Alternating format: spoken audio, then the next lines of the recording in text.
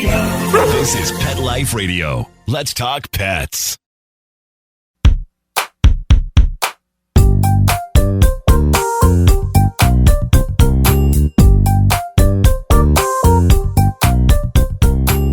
Good afternoon and welcome to Vet Candy's podcast In Other News, a podcast to expand your idea of what is impacting the veterinary world, veterinarians, and all animal care professionals as humans.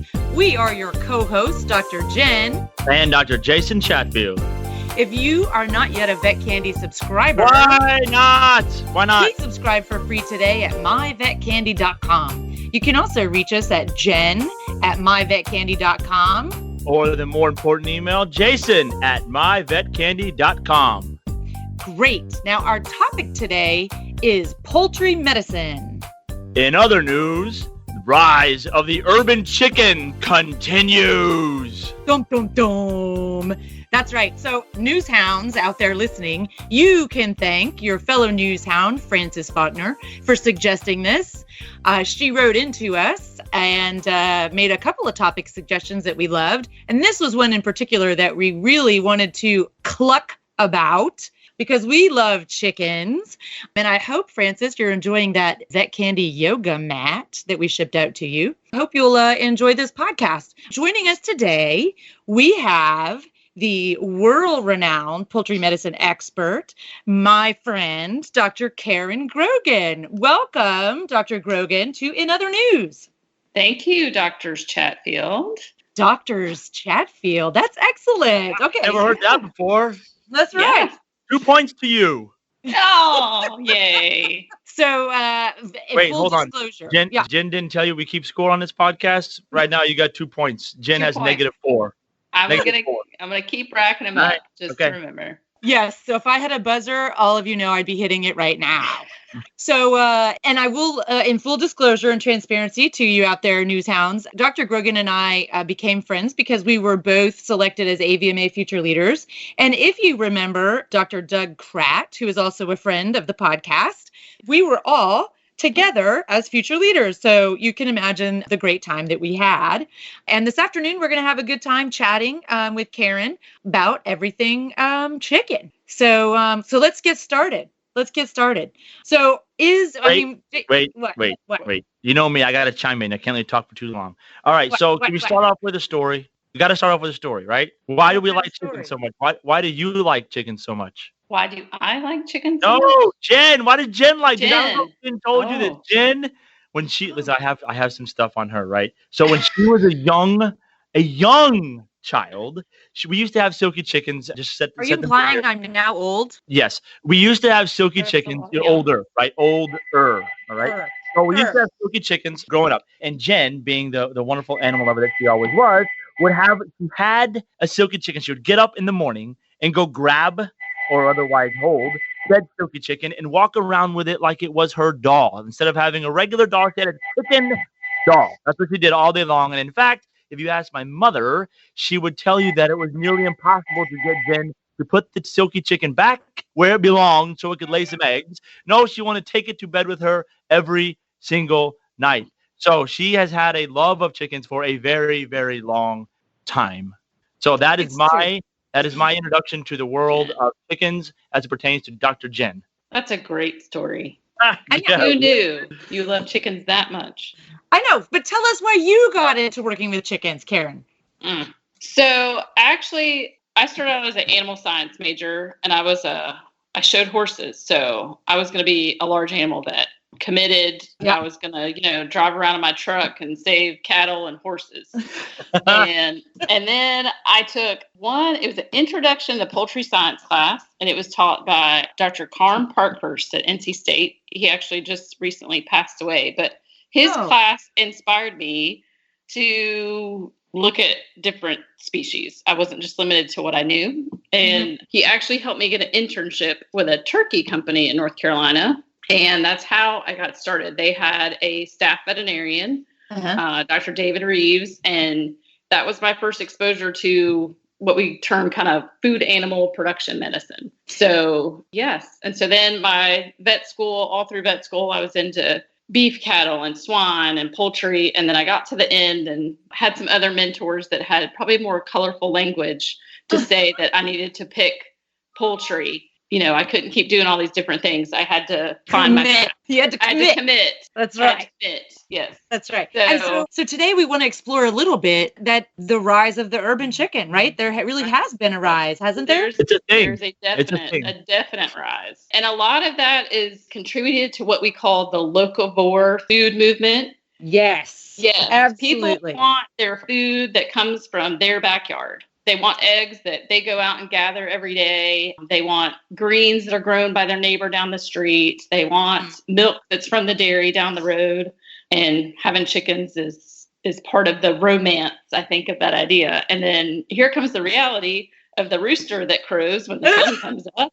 And hens don't stop laying eggs, and you get 5 hens and you get 5 eggs a day. Most people don't eat 5 eggs a day. And then all of a sudden your chickens multiply because they have chicks and because you didn't realize you could get eggs without a rooster.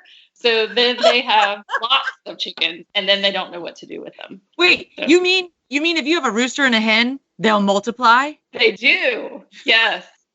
that was probably junior year of vet school before you got to that level of knowledge. Rocket science and chicken medicine, people. Male and female. So, Jason, you had a recent experience with the urban chicken and the rooster, didn't you? I don't know what you're talking. Yes, with the rooster, but I'm still in the. Listen, I am in the urban chicken situation. Let's just call it that. All right, I've had as many as 5 of these things, and I live, in a house in suburbia with chickens in the bathroom. It's funny, right? My wife's a veterinarian, and I'm a veterinarian, and we love it. And she it's the same reason she wants to have chickens. She likes them; they're cute or whatever. But she wants eggs.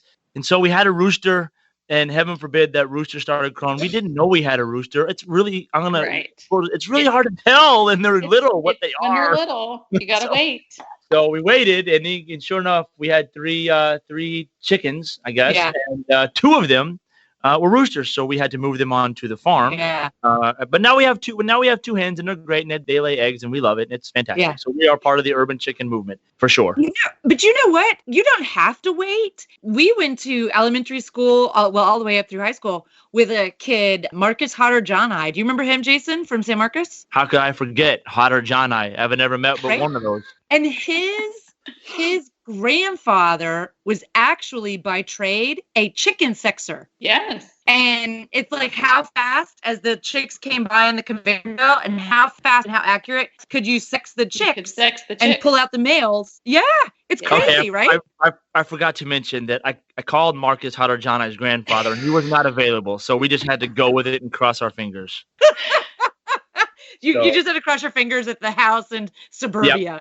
Yeah, in suburbia, and we didn't luck out. We were 1 for 3. And Karen, so I have a question because a lot of times we see this because we're seeing more and more of this as you go to veterinary continuing education conferences. Absolutely, there's almost always now a poultry medicine track having to do with backyard chicken problems and issues.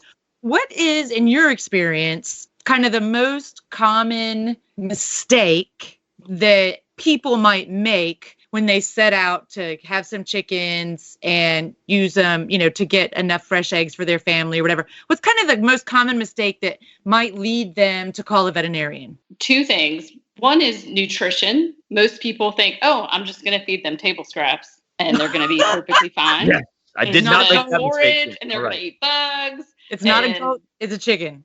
It's chicken. They need some minerals and they need some vitamins. And so you should really go buy feed at the feed store. And then the second thing is trauma, meaning they don't keep their chickens cooped up. I didn't realize my dog would go after the chickens.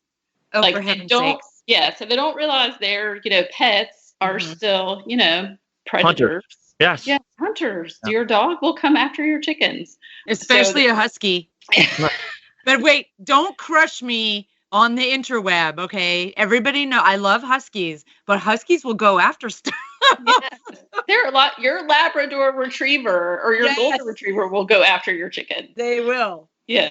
And then I think that the other thing is, the other thing mistake I see people is they don't respect the boundaries of the chicken coop and their house. And we have some pretty important bacteria that can be carried from the chickens to especially your children. Like I see people with their little kids and their kids are kissing the chicks and the chickens, and let's just put some lines. Keep the chickens outside. Yes, Karen. But they make fantastic have dedicated pictures. Footwear for the chickens, and we need a little bit of basic biosecurity. So you're saying my mom was right to make me throw that silky chicken back in the chicken coop at night? Yes, ma'am.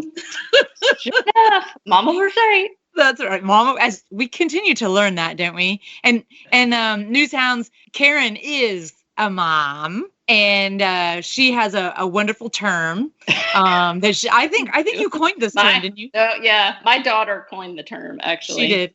Okay, you want to share it with our listeners? Yeah. There's a YouTube video out there floating about that we all had to do these videos as AVMA future leaders, and I use this term in my video. So somewhere out there you could search the interweb and find it. But my daughter called me the mominarian because I'm a mom. The veterinarian, and she put the two words together, and she was probably she was 6 or 7 at the time. Yeah. I think that's actually really funny. Let's go back to the kids and chicken, because I don't know if I mentioned earlier, but I have 3 chickens and I have 3 kids, and I got lots of pictures of them kissing the birds. What's going on? You told me it's bad. It's terrible. I don't want to be misrepresenting the situation here. So what could go wrong? Like, what's the situation? Is there really some bad things that they could get? Yes. So the main thing that we know that chickens are a source, and there's actually a pretty good CDC paper on this, is they carry salmonella and several species of salmonella. Usually the most concerning one is something called Salmonella enteritidis, and it's shed in their fecal material that unfortunately kind of gets everywhere. Everywhere. They poop everywhere. I mean, come on. So I really recommend, like, if you have chickens or like you have dedicated footwear that you and your kids have that you wear to go out to clean the coops and feed the chickens, gather the eggs. What do you mean clean the coop? Yes, you have to clean the poop. Oh my God. Eventually, it builds up to a line. You have to clean it. Newsflash. Clean the coop. Oh man. Excellent. Yeah. So Jason, we need to talk with Neil. Yes. Neil is my youngest nephew, and I love Neil because he's not scared of anything. No licking of chickens. Yeah. Right? Don't laugh. No sharing your lollipop with the chicken. Neil is great, but he doesn't care. So Neil is constant low level exposure, although with Neil it's constant high level exposure. High level. Yeah. Some kids it's okay. Now, that's okay to have a little exposure. It's just the whopping dose that we don't want. Yes, no, and I just, and of course we know that, but it is super cute, and I can only imagine someone who doesn't have parasitology class and all these things beat into your brain that they probably don't understand that it is, while it is great, it can be very, very bad situation, especially for young kids. But I'm gonna take notes, and we just started getting eggs, so don't lick the eggs is probably one. Don't too, right? lick the eggs. Yeah. So eggs just don't lick anything. Yeah. Yeah, don't lick fill in the blank, right? That's your shirt motto. Ridiculous. That would be excellent. So, okay, so if I'm gonna get a chicken or 2 or 3 or 10, right? So I'm gonna feed them correctly. I'm gonna not try to create my own diet. I'm just gonna go with the commercially available stuff. So, yes. I'm gonna make sure that I don't let predators eat them. Right. Like dogs and raccoons and hogs. Black snakes. Black snakes love to come and get the eggs. They do. Black snakes. Not brown snakes, but just black snakes. They're just common. Common things are common. They are. There you go. I think a lot of different snakes will eat them, but you're right. The black racer snakes will definitely eat the tar out of some chicken eggs. Yes. And I'm going to get my dedicated footwear. Yeah. Yes. Okay. I'm not going to sleep with the chickens. I mean, that to me is that there's another movement of the person that wants the chicken as a pet. And you do have those people. You have people in large cities, Manhattan, they have chickens in diapers, the chickens in their apartment. That is another. Wait a minute. Did you say chickens in diapers? Diapers. They have chicken diapers. Yes. Google that next time you have free time. Yeah, They're this is spoken commercially by. available in fancy patterns on Etsy. Oh my gosh. Just Google that next time. Oh my gosh. It's spoken Oh with my someone who goodness. doesn't live in a big city with people with chickens. All you got to do Right. is go to the local co-op, and they're there because people buy them and use them. Although I Oh can't. my gosh. I wasn't thinking Okay. about an apartment in Manhattan. That would be interesting. Okay. Yeah. Okay. News hounds. At the mention of commercially produced and made available chicken diapers, we're going to take us a short break so I can recover from that. And we will be back in just a few minutes to continue our conversation. So hang in there with us. We'll see you on the other side of this break. Hey, vet students! Did you know that you can get essential insurance coverages, including disability, term life, plus rabies prophylaxis benefits in one convenient package? With AVMA Trust, you can, and for less than 75 cents a day. AVMA Trust offers support when you need it. For details on the coverages underwritten by New York Life, check out avmalife.org and begin protecting your future today. Vet Candy makes your life easier with scientific news, clinical updates, and expert lifestyle tips. Sign up for free at myvetcandy.com and start making your life sweeter. Let's talk pets Let's talk pets. on Pet Life Radio. Pet Life Radio. PetLifeRadio.com.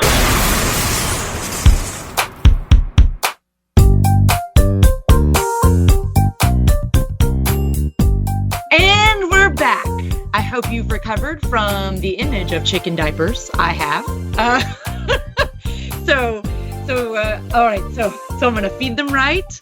I'm going to protect them from harm. Yeah. I'm going to be careful and wash my hands and use dedicated footwear. Yeah. But is there any sort of basic preventive med program that you would recommend for first-time chicken owners or even long-time chicken owners who maybe are looking to up their game and care? Yeah. So we have a couple of key preventive things we would like most chicken owners to understand. Mm-hmm. One is it's really best to try to buy your birds from a commercial hatchery that can vaccinate them for a disease called Merrick's disease. We can't really vaccinate for that past about the third day of age because once they get into the environment, they're exposed to that virus. So we have to vaccinate them early. So it's best to get them from a commercial hatchery that they come vaccinated for that. Merrick's disease is probably the number one disease we'll see. It's a tumor-causing virus, so we really can't do anything about it once the birds have it. The vaccine reduces the clinical signs, meaning they don't, the tumors don't form. So then you have a longer living chicken.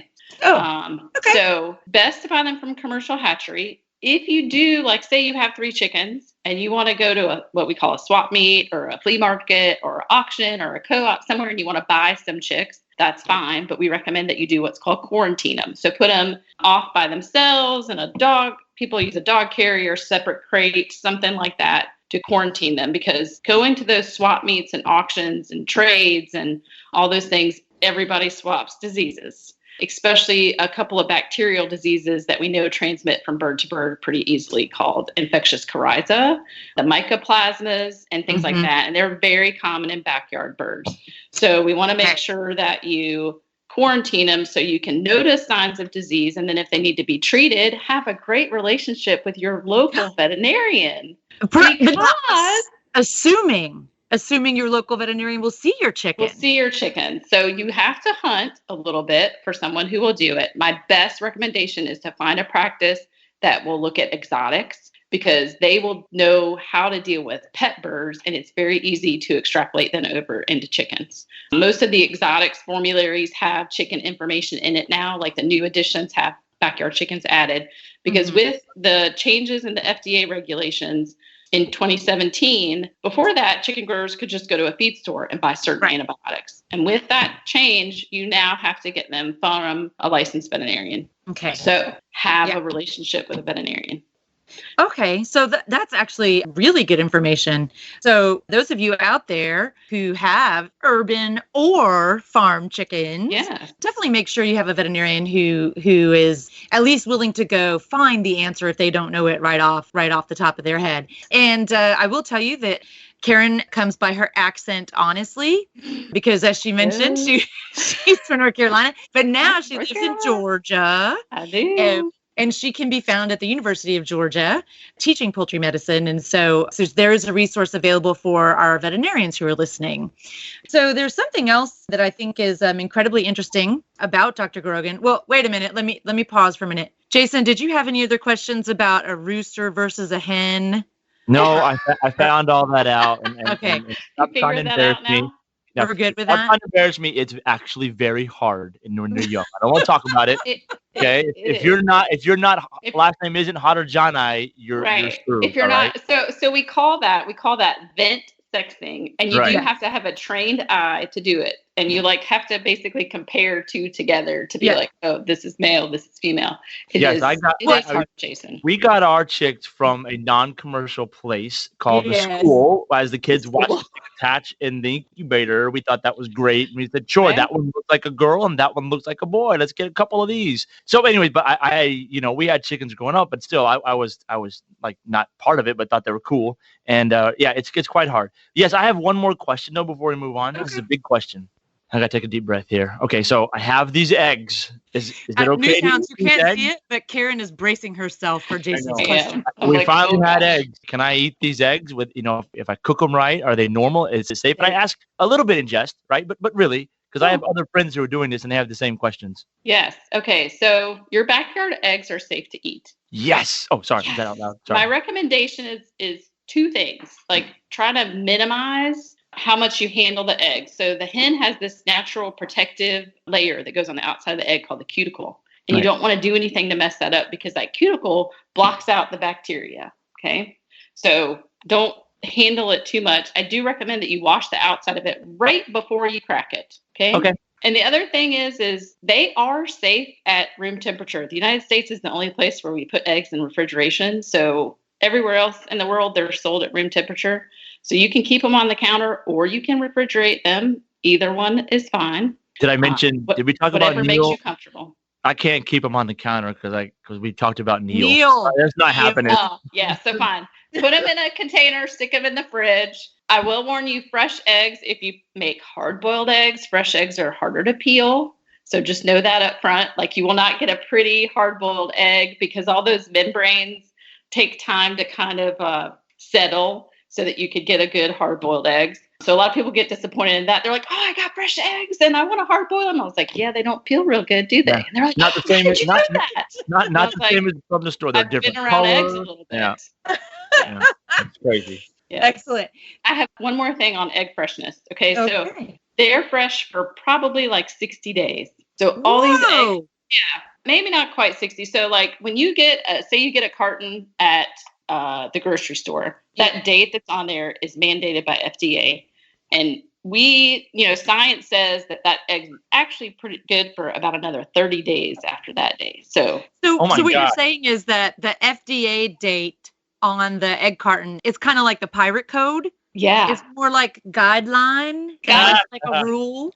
Yeah. So that's not a hard and at least for me. And it's not a hard and fast rule. Like you got some days after that, as long as you kept them refrigerated. You haven't temperature abused them. You kept them refrigerated. And if you eat over easy egg, which I enjoy myself, you are taking that risk of, not a fully cooked egg. So that's any egg. Commercial or your backyard eggs, you're taking on that risk. Just like if you eat sushi or, or rare meat, you're taking on that risk. But I do enjoy Yeah, or if you see a rain puddle and you just decide to drink that water instead, it's just a risk. Neil. Yeah, risk. Neil. Yeah. All right, listen, I know we're listen, I'm going to take over here. I know we're almost out of time, but I need a story. I need a story about my sister and you. I need a story that everybody can share and laugh and let's not all make fun of Jason. Let's talk about Jen. I need a story. All right, I gave you a few seconds. Ready, go. Tell us a story. I got to think about a story. Nah. Don't.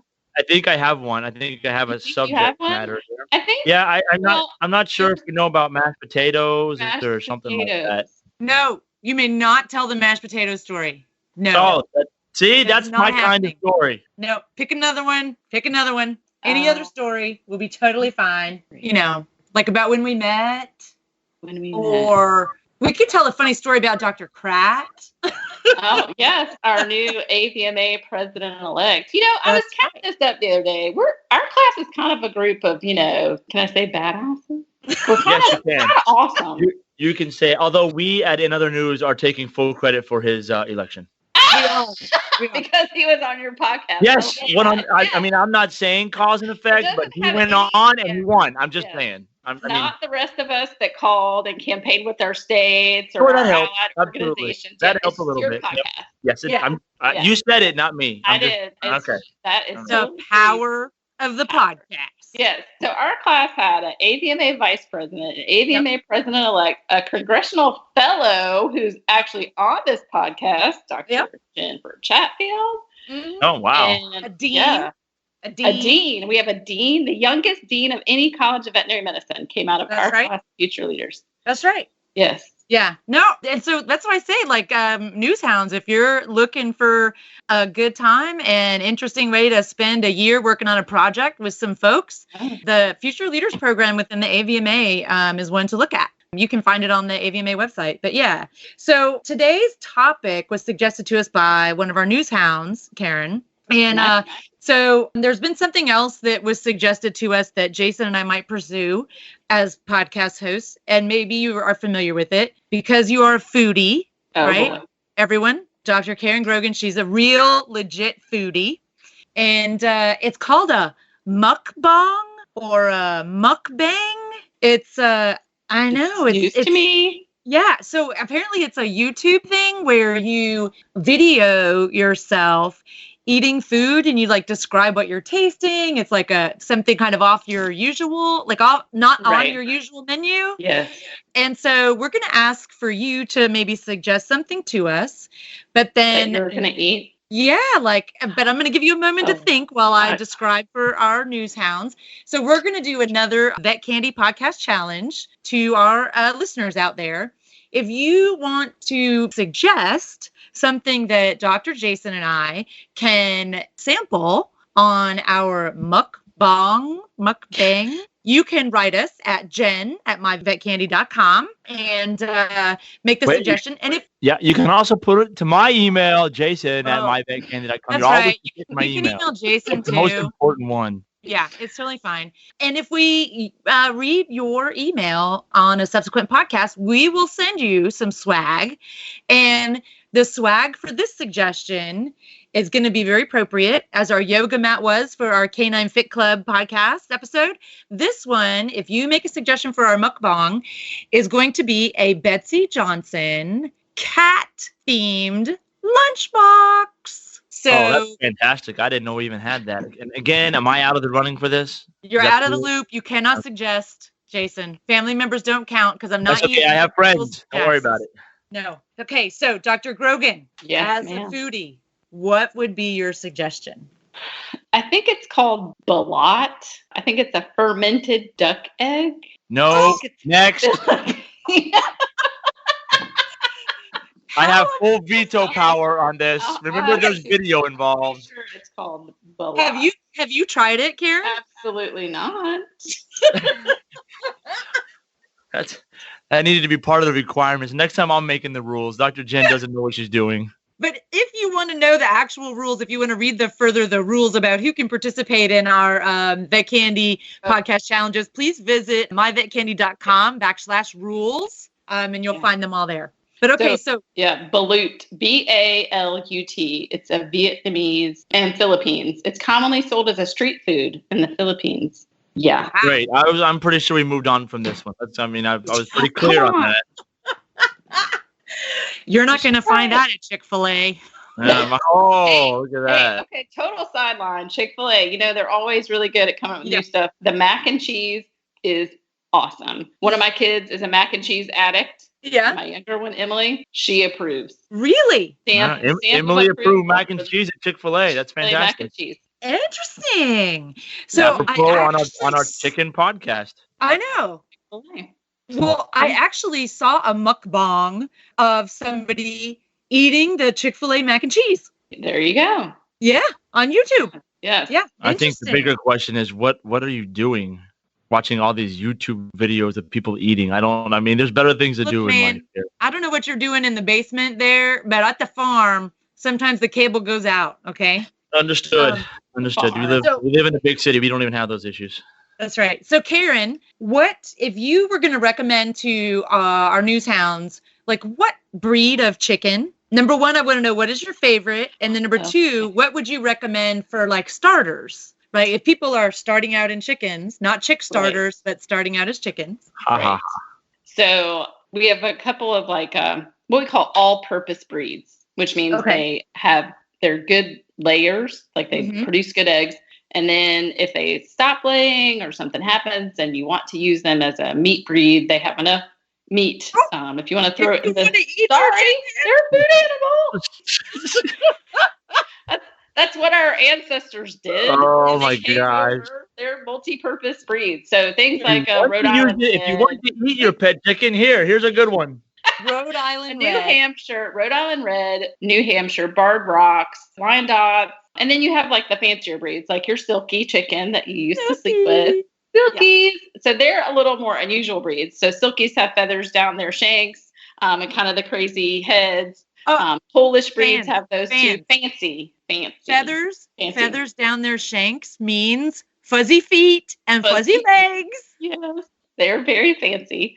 My personal breed favorite is called the Buff Orpington. And they're like this pretty, like honey kind of colored. Yes, like it's like a cochin. Yeah. They're that honey color too. They can be. Yeah. Excellent. Yeah. Excellent. Okay. As far as a backyard breed. Yeah. You want to know my favorite breed of chicken is? Your favorite?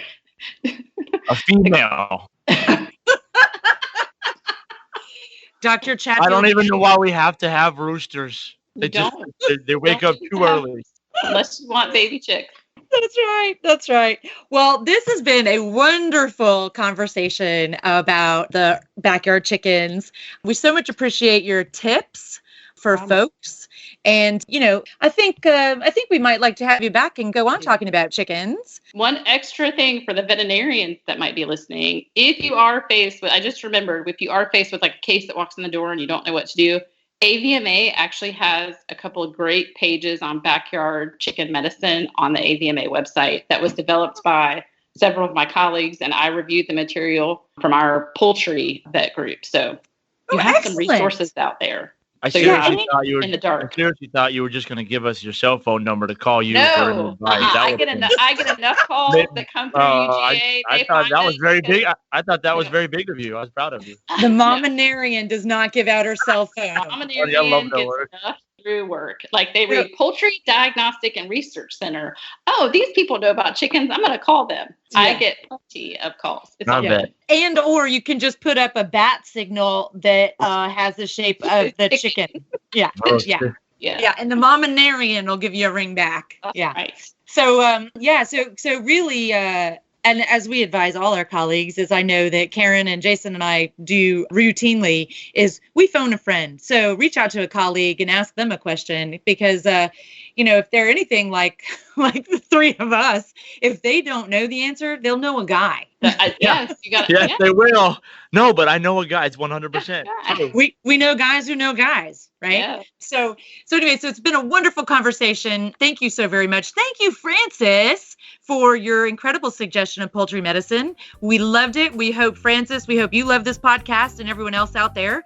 And remember, if you want to make a suggestion for a food item for Dr. Jason and me to sample on a mukbang video, please write to us at jen@myvetcandy.com or jason@myvetcandy.com. And if we read your email in a subsequent podcast, we will send you some swag.